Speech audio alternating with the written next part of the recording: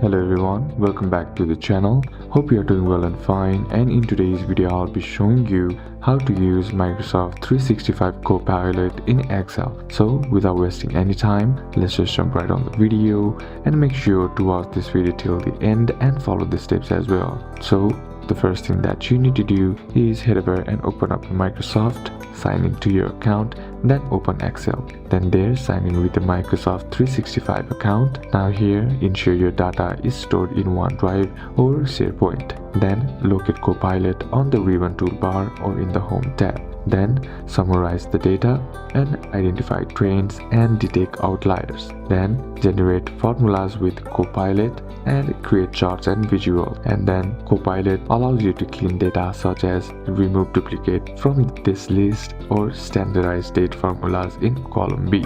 Then refining and expanding analysis, and if results need adjustments, ask for refinements. Example, show results for the past 6 months only, and use follow-up prompts to iterate on insight. So these are a couple of steps that you can apply, and that's it for today's video guys. Hope this video was useful to you. Leave a like if it did, comment down any questions that you have, and see you soon in the next one.